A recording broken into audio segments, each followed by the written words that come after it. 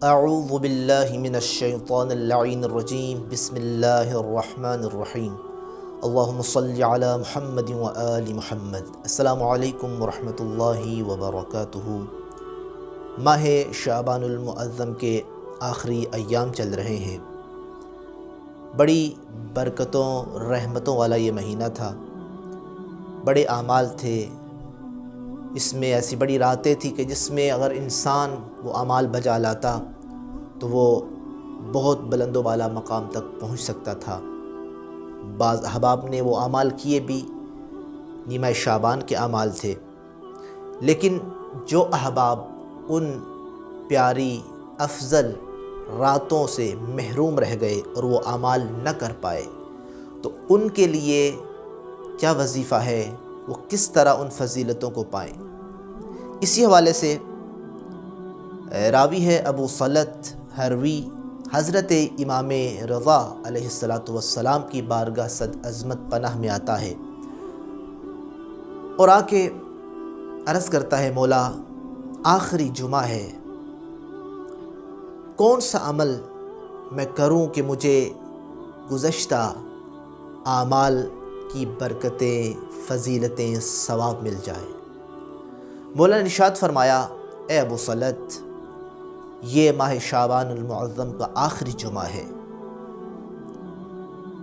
ضروری ہے کہ تم اس آخری جمعے میں اپنے آپ کو اللہ کے لیے وقف کر دو،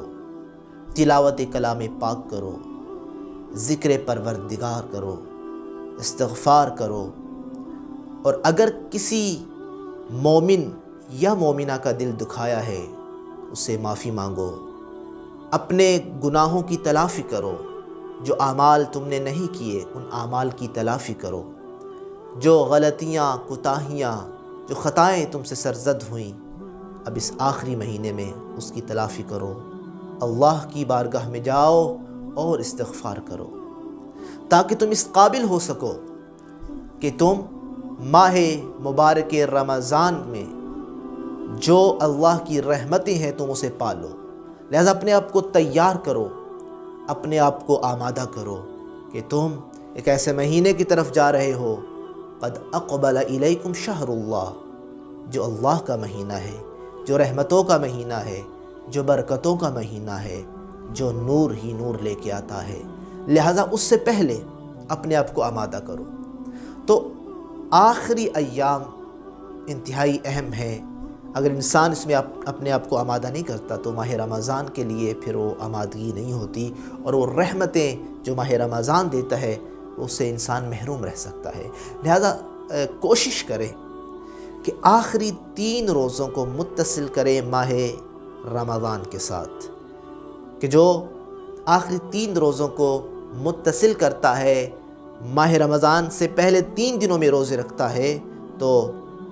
روایات کے مطابق گویا کہ اس نے 60 روزوں کو ماہ رمضان کے ساتھ متصل کیا، رجب شعبان کی روزے گویا کہ اس نے رکھے۔ لہذا ضروری ہے ماہ شعبان المعظم کہ آخری ایام ہے یا آخری عشرہ ہے، اس میں اپنے گناہوں کی تلافی کی جائے، اس میں قرآن پڑھا جائے، اس میں ذکر و استغفار کیا جائے، اس میں اپنے مومن بھائیوں کا اگر ہم نے دل دکھایا ہے تو ان سے معافی طلب کی جائے۔ امید کرتا ہوں کہ اللہ تعالی ہمیں ماہ رمضان مبارک کی رحمتیں، برکتیں پانے کے لیے اس ماہ شعبان کے عشرے میں اپنے آپ کو آمادہ کرنے کی توفیق عنایت فرمائے۔ والسلام ورحمۃ اللہ وبرکاتہ۔